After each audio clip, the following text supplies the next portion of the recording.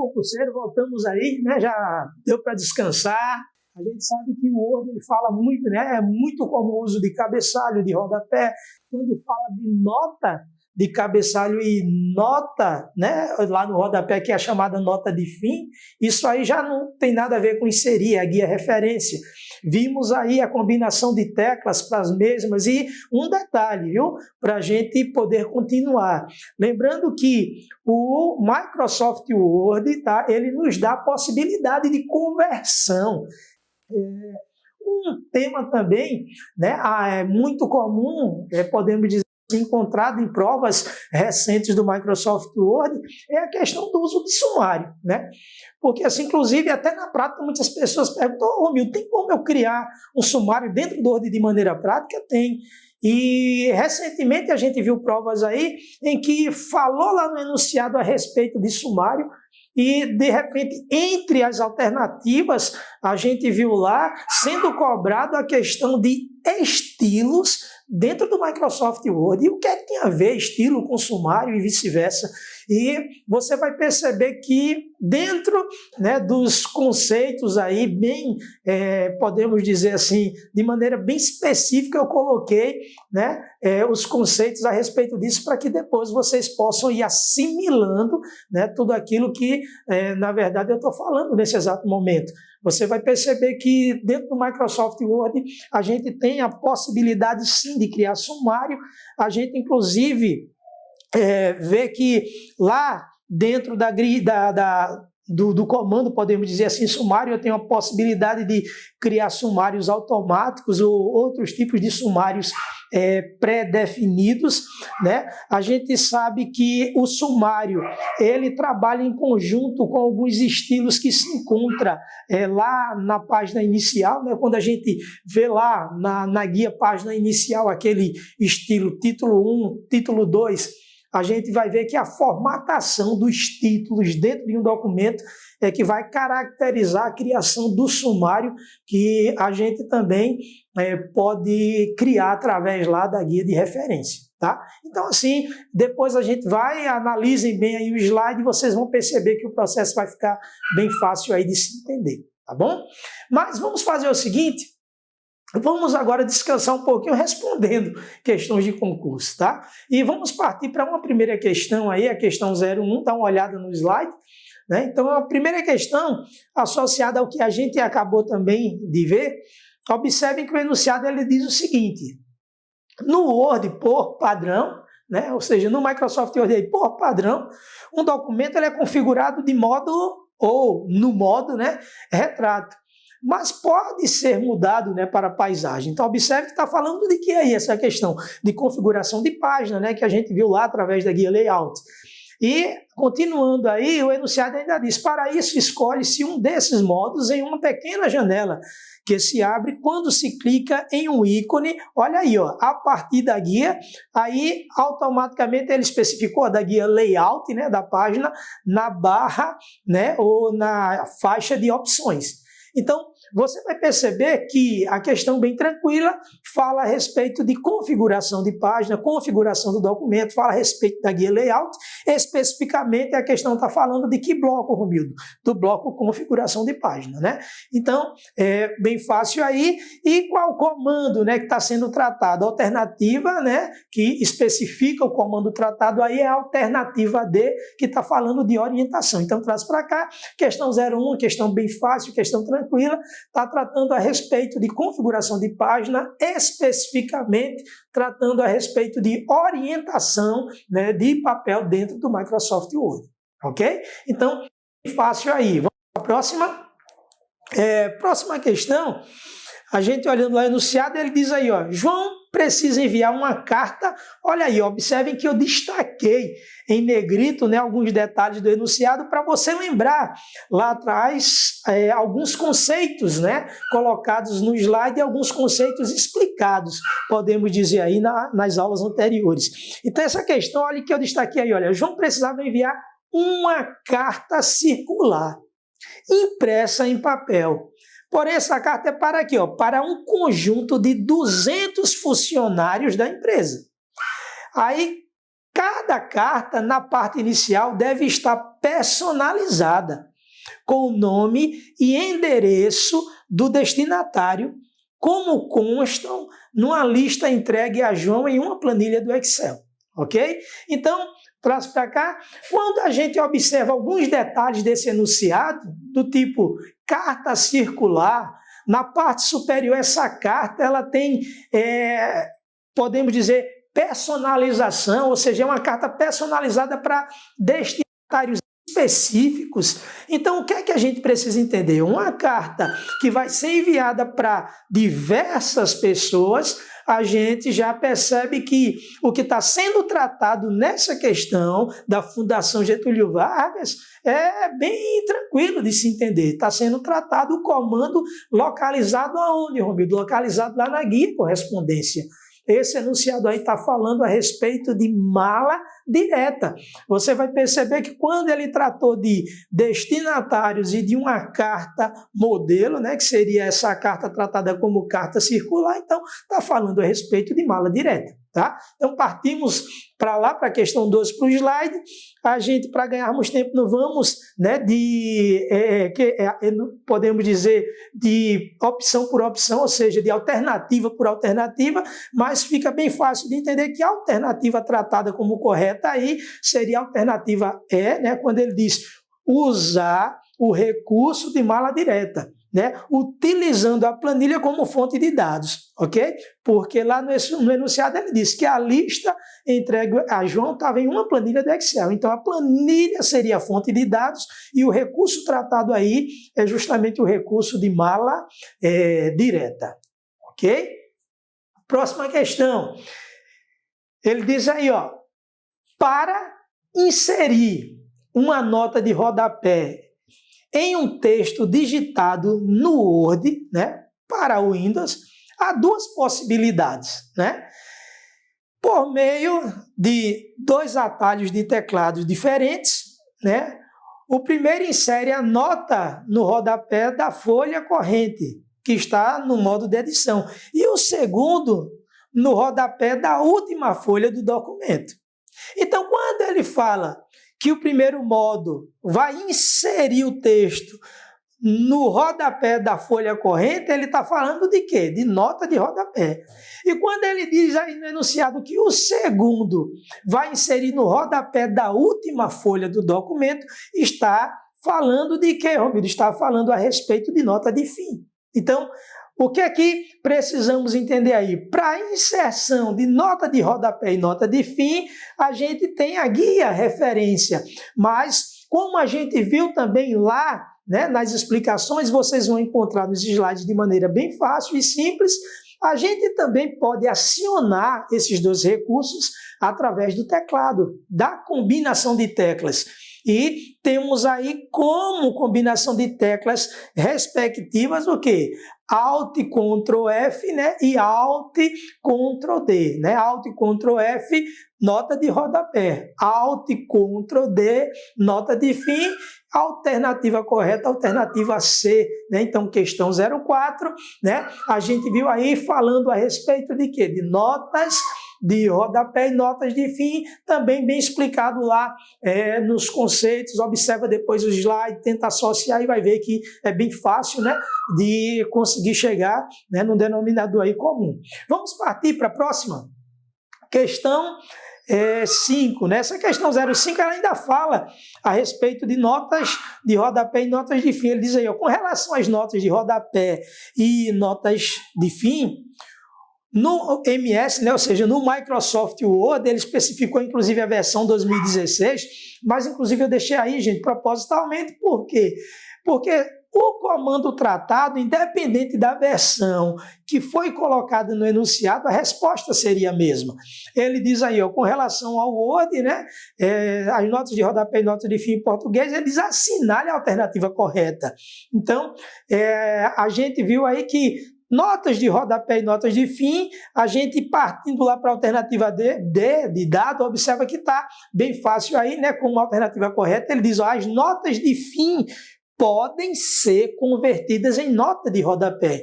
E o contrário também é verdade. Então, se estamos aí à busca da alternativa correta, a alternativa D já vem tratando aí, né, a respeito de notas de rodapé e notas de fim, traz para cá aquilo lá que vimos, né? A gente sabe que podemos converter uma na outra e vice-versa sem muita dificuldade, tá? Então, as demais alternativas, depois vocês analisem e vão ver que são alternativas que vão ser caracterizadas como falsas, mas também é possibilidade que temos de conseguir aprimorar um pouco mais aí o conhecimento, os conceitos aí dentro do Microsoft Word, ok? Próximo aí, vamos partir aí para uma próxima questão, dá uma olhada lá, questão 06. Analise as afirmativas relacionadas com notas de rodapé e com notas de fim no Word. Então, primeiro aí ele diz, olha, para inserir uma nota de rodapé, pressiona-se a sequência de teclas, né, Ctrl Alt D ou Ctrl Alt F para inserir uma nota de fim, né? Então a gente já observa aí que a alternativa 1 está incorreta. Por que, Romildo, está incorreta? Porque ele inverteu, né? Ele disse aí que a nota de rodapé é Ctrl Alt D. A gente sabe que Ctrl Alt D seria para a nota de fim. Então, a primeira aí, lacuna aí, está incorreta. Segundo, ele diz aí, ó, uma nota de fim é igual à nota de rodapé, porém, ela aparece no fim do documento. Por padrão, são numeradas com algarismos romanos. Então, a gente vê aí, ó, segundo aí, como verdadeiro, né? Nota de fim, nota de rodapé tem, podemos dizer, a mesma característica. A diferença é que uma característica aí aparece no final do documento, a outra no final da página de um documento. Então, dois aí verdadeiro. 3. Por padrão, a numeração das notas de rodapé terá numeração crescente, né, por todo o documento. E olha aí o detalhe, é possível mudar isso, fazendo com que os números sejam reiniciados ao mudar de páginas ou naquela situação que eu também expliquei, ó, ou em quebras de seção de documento. Então, quer dizer que a gente pode reiniciar a organização de uma nota de rodapé? Pode sim, né? E isso ocorre quando a gente, de repente, lá formatou o documento, realizou uma quebra. Então, resumindo, né, por padrão, ele tem, né, essa possibilidade de trabalhar com numeração crescente, mas essa numeração pode ser reiniciada assim. Então, 2 é verdadeira, 3 também é verdadeiro. 4, ele diz aí, ó, o texto de referência de uma nota de fim é apresentado no rodapé da página. Observe que, inclusive, eu destaquei por quê? Porque o texto de referência de nota de fim não aparece no rodapé da página, aparece lá no final do documento. Então, 4 é bem fácil, aí já deu para ver que é falso. E 5 aí, o quinto, ele diz, o texto de referência de uma nota de rodapé aparece na parte inferior da página. Isso aí está certo. Então, o que é que temos aí, Romildo? Né, podemos dizer aí, entre as opções, o que é que temos como verdadeiro? Então, a gente viu que o 2 é verdadeiro, o 3 está com conceito verdadeiro e o 5 também está com conceito verdadeiro. Então, já descartamos aí o 1 e descartamos o 4. Então, levando-se em consideração as afirmativas acima, assinale a alternativa correta. Então, com base nas afirmativas, correto aí 2, 3 e 5. Alternativa B de bola seria a alternativa correta, bem fácil aí de ser entendido, tá bom? Então, é isso aí, concurseiro. A gente vê lá os conceitos e estamos tendo agora o quê? A possibilidade de observar como cada comando, como cada recurso do Microsoft Word, como aquelas guias, na verdade, elas vêm aí sendo cobradas, podemos dizer, pelas bancas dentro do processo de resolução de questões, tá bom? E um detalhe, a gente encontra do mais complexo ao mais simples. Vimos aí essas questões tratando de mala direta e de notas aí de fim, notas de rodapé. Então vamos agora, né, descansar um pouquinho aí com uma questão aí mais básica, essa questão 07, dá uma olhada nela. Questão 07, diz aí, olha, no Word, né, para aplicar o alinhamento, né, centralizado, deve-se selecionar o texto ou o parágrafo, né, e executar um atalho de teclado ou acionar um determinado ícone. Então, questão bem fácil, tratando de quê? De alinhamento. E ele diz aí, o atalho de teclado e o ícone são respectivamente, então assim, respectivamente, qual é o atalho de teclado para alinhamento centralizado dentro do Word e qual o ícone, na verdade, correspondente. Então, vocês observem aí que pelo ícone já ficou fácil eliminar algumas alternativas, né? Pelo ícone já deu para perceber que a alternativa A e a alternativa E estão descartados. Porém, em termos de combinação de teclas de atalho, ou tu sabe ou tu não sabe. Então, quando falamos de alinhamento centralizado dentro do Microsoft Word, a gente viu lá na nossa primeira aula lá atrás que a combinação de teclas seria Ctrl+E. Então, se o atalho é Ctrl+E, a alternativa correta aí seria a alternativa B de bola, tá bom? Então, temos aí a alternativa B como alternativa, podemos dizer assim, correta aí da questão 7, né? Associada aí ao Microsoft Word, ok? Então, para ganharmos tempo, vamos responder mais questões, né? Vamos lá, responder mais questões, ver essa próxima, questão 08, tratando ainda de ícones, né? Lá das ferramentas de acesso rápido e falando também a respeito de teclas de atalho. Questão muito boa aí também da Fundação Getúlio Vargas, né? O que é que diz o enunciado? Vamos lá, vamos ler. Ele diz aí, olha, no editor de texto, né, Microsoft Word, deve-se periodicamente salvar o texto que está sendo digitado, de modo a não se perder o trabalho feito. Só enunciado, né? No caso de uma pane por falta de energia, por exemplo, né? Ele diz, o salvamento de um texto em um arquivo é realizado por meio do acionamento de um ícone existente nesse editor ou pela execução de um atalho de teclado. Foco da questão, o ícone e o atalho de teclado são respectivamente. Então ele quer saber qual é o ícone e qual é o atalho, ou seja, a combinação de tecla, ou seja, respectivamente, qual é a alternativa que se encaixa na necessidade aí falada, na situação tratada aí nesse enunciado, né? Então, a gente também vê aí de maneira mais fácil que pelo ícone é tranquilo, a gente já iria eliminar a alternativa B e a alternativa D, mas quando falamos da combinação de tecla, precisamos se memorizar. Então, na questão aí de salvamento, né, de texto dentro do Microsoft Word, a gente sabe que a combinação de tecla seria Ctrl+B, né? Ctrl+B, e o ícone ficou fácil aí, porque aquele ícone lá das ferramentas, podemos dizer, de acesso rápido do Microsoft Word, tá bom? Então é isso aí. Estamos indo aí, né, para a etapa final aí, né, do processo de resolução. Temos aí mais algumas questões.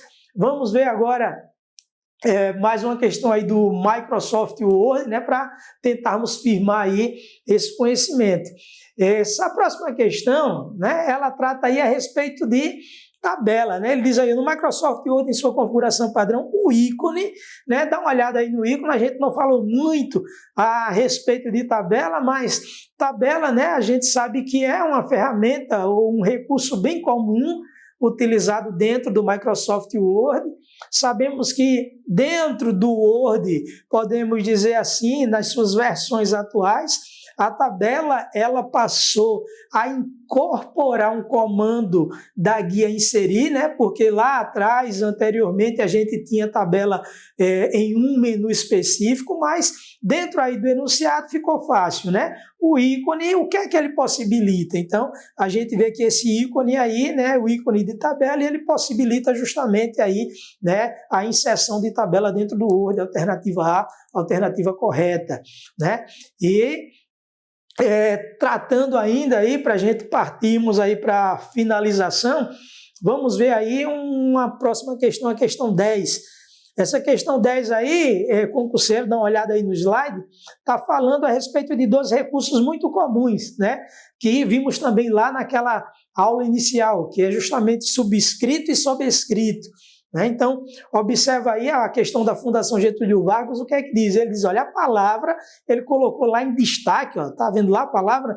Ele diz, a palavra natal acima está formatada com o mesmo tipo e tamanho de fonte que a palavra caerne, né? E ele diz aí, para obter esse efeito usuário, então observe que a gente tem duas palavras, ó, caerne e temos a palavra natal, mas ele diz que ambas aí foram formatadas com o mesmo tamanho de fonte. Né? E se ambas têm o mesmo tamanho de fonte, por que está, na verdade, se apresentando essa diferença, né, visual nas palavras? Então, o que é que entendemos aí? Entendemos que foi aplicado nas palavras, como o enunciado vem especificando, algum tipo de efeito de fonte. Ele diz, para obter esse efeito, que foi que o usuário fez? Então, o que é que já entendemos aí, né? Que para a aplicação desses efeitos, como vimos lá na nossa primeira, segunda aula, a gente sabe que é necessário a seleção do texto, né? E diante da palavra natal, a gente percebe que, além de selecionar o texto, foi aplicado aquele efeito chamado de subscrito, né? Então, a gente vê que dentro do Microsoft Word temos aqueles comandos, né, subscrito, em que o texto ele fica, né, lá na parte inferior, fica abaixo, e temos lá o comando também sobrescrito, só destacando.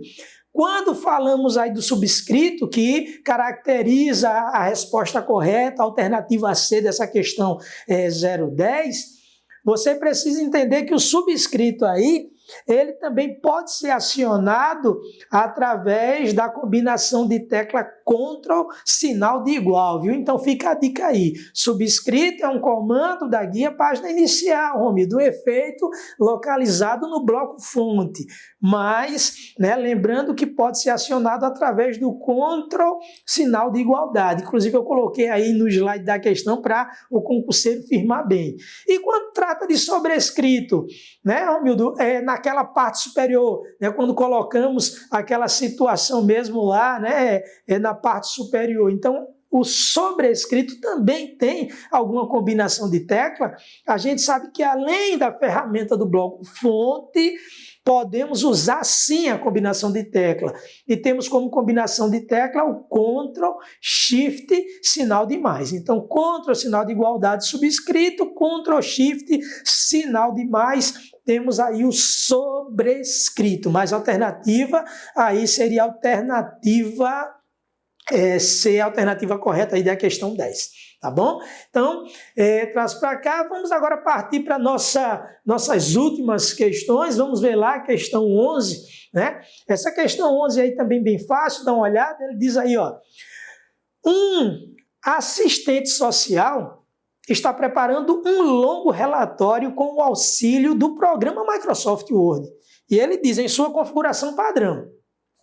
E ele fala aí, ó, desejando posicionar o cursor para inserir uma informação logo na primeira linha do texto, esse assistente social deverá acionar simultaneamente as teclas de atalho Ctrl I. Então, percebam bem, né? Lembrando aí, traz para cá a câmera para a gente ir finalizando. A gente viu lá naquelas aulas iniciais a questão de manipulação, né? A movimentação e utilização de recursos comuns dentro do Word. Entre eles, está lá a necessidade da gente se movimentar dentro do documento.